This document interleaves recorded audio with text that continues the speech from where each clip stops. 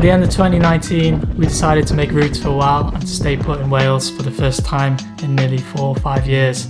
So I spent a lot of the past few years travelling, living abroad in Thailand, in Asia, and also spending a lot of time in Europe, moving from race to race. But we decided to spend this winter back in Wales to set a base and allow us to reconnect with friends, family, and the landscape.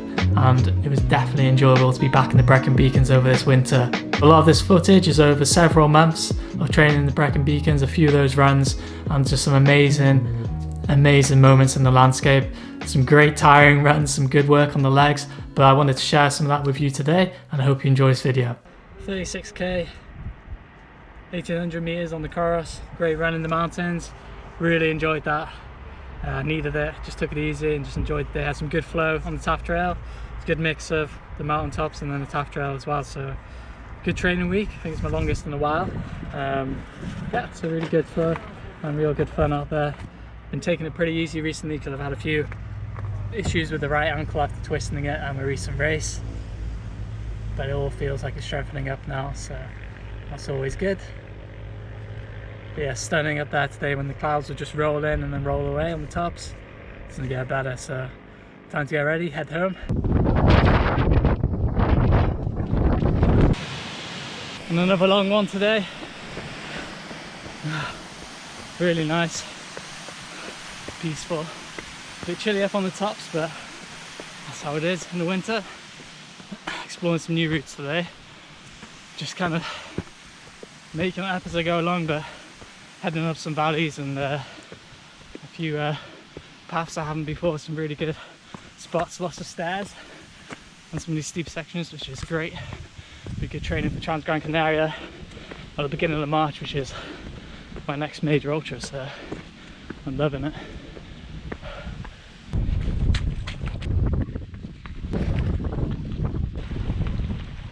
The Brecon Beacons aren't the highest mountains in Wales, so over the years I feel like I've never given them quite the attention they deserve. As I got more familiar with the routes, it was great to be able to mix and match and link up different trails, and to also just be able to have kind of full range of the mountains to explore. There's a lot of grassy landscape there, so you can take some really fun lines off trail from time to time, and when the snow started to hit later in winter, it was great fun to be able to really explore off the trails and to be thinking about my next race ahead, which was going to be Transgrancanaria. So with Transgrancanaria in mind, it was definitely going to be different conditions to what I was expecting, having been in the mountains in the Brecon Beacons. But my goal really was just to make the most of the training area that I could, and to really look for the lines where I had some steep hiking sections so I could get lots of vertical in the legs, and try and find some sections where there's a lot more of a kind of a rockier trail as opposed to the muddy trails that you have in some parts of the beacons, and some of those stairs as well, to really get the quads, the glutes activated, to get ready for some serious elevation that I was expecting in TGC, but also just be able to make the most of the mountains and to be able to enjoy them and get to know every little inch of them as best I could.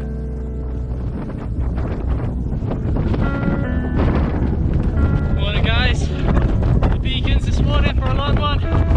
Really snowy nicely. A little bit snowy nicely. Beautiful. It's just different every time I head up here.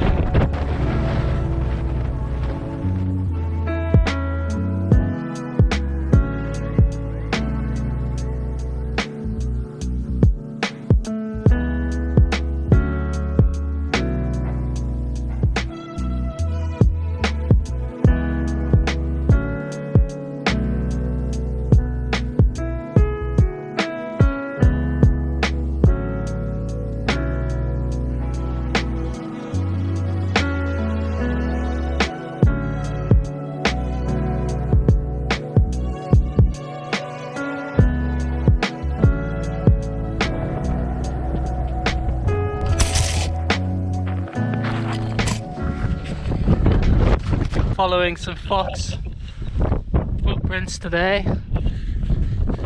The whole way around there's just been these amazing little paw prints all over the trails, so I'm just following them around the mountain, letting them choose my routes. I guess the fox must know a pretty cool route, knows where the good spots are, so it's done well so far.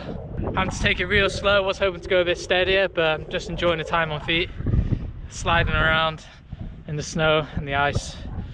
I mean, it's not that snowy really, but it's probably be easier if it was a lot more snow than there is, and then you'd have a little bit more trust, I guess. But it's just that fine layer, so it's slippy and then it's frozen over and icy, and the ice is hidden, so it's taking it easy, no need to push it on. But just love the vastness of the landscape up here, really kind of above a lot of Wales. And you see in the views I'll show you now, Wales is just lots of green fields and beautiful rolling hills, and then obviously you have the mountains here to just rise up, allow you to appreciate it and really take it in. So that's what I'm doing. To the north, green fields, some high peaks over here, the Black Mountains I guess in the distance. This is today's playground.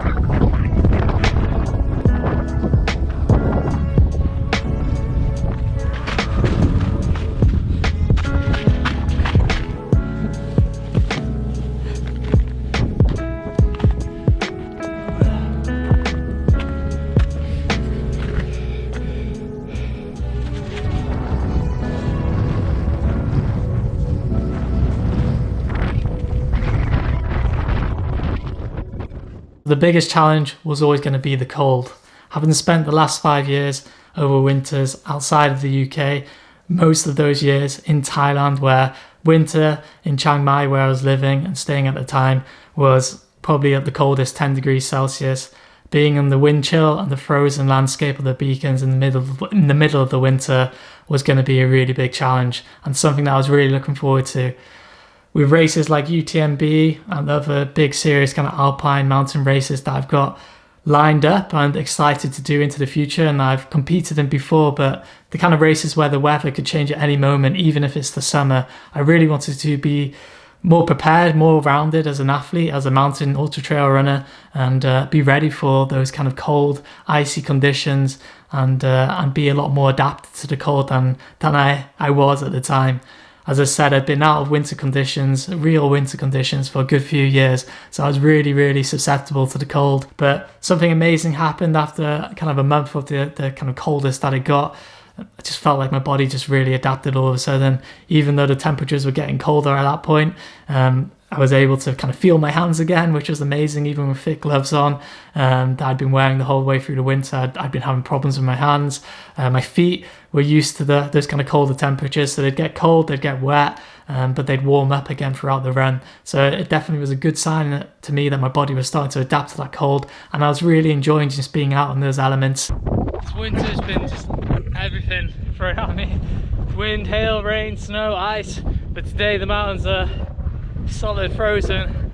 There's not too much ice around, but it's just beautiful day up here, really sunny, spectacular as you can see.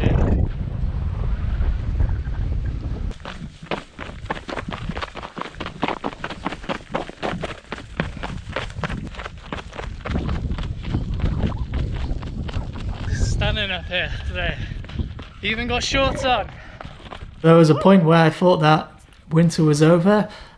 Things were heating up a bit, the snow had melted off the tops, and it looked like we were starting to get some warmer temperatures with the sun out on the mountains. You could really start to feel the heat, and then just a few days later you'd have the snow and the ice back again. So yeah, it was a great challenging time and something I really enjoyed. Beautiful morning, getting some good hiking in,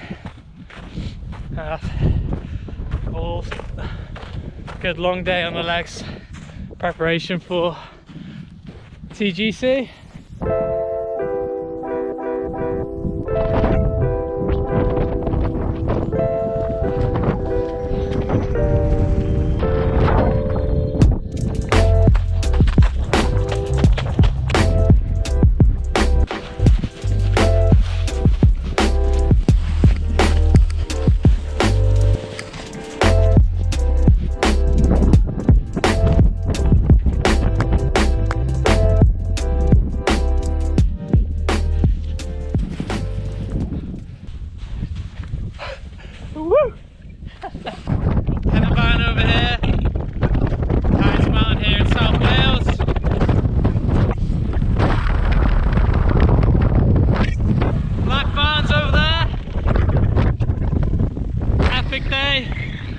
Beautiful up here today.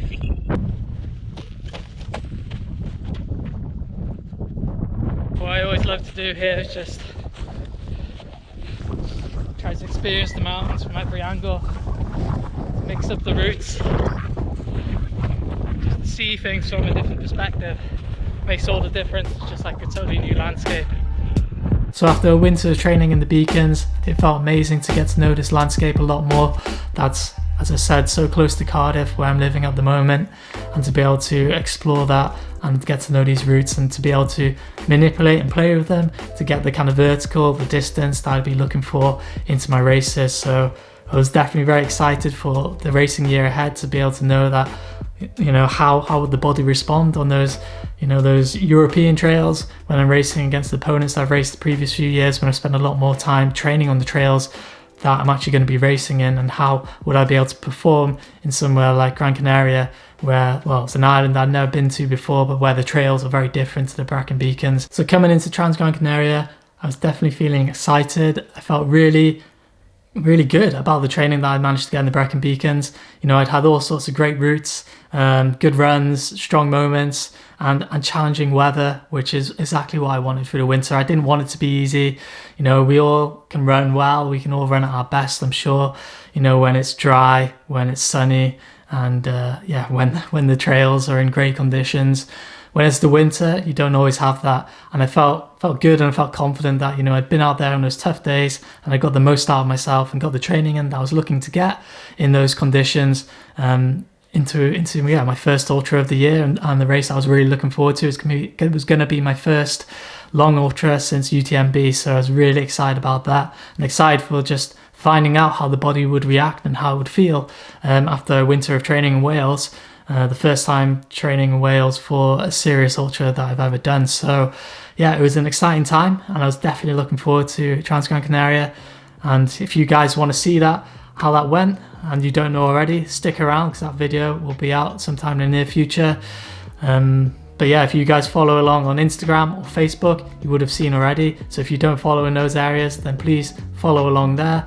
If you live near the Brecon Beacons, or if you want to travel there, maybe from the UK and you want to travel and train there, you can follow me on Strava. You'll see that I'm regularly running up there. That's my training ground for these long epic runs. So yeah, checking me out on Strava, you should be able to find me pretty easy. I'll leave links for all these down in the description box below.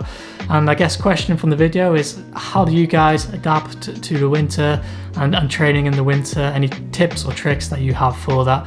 And we could share those below, and we can all help each other out, as winter isn't too far away now, I guess, as summer starts to wind up. So I hope you've enjoyed this video, guys. Thanks for watching. Hit that subscribe button if you haven't already. If you're after coaching, you can check that out from my website at highruns.com. So thanks for watching, guys, and happy running.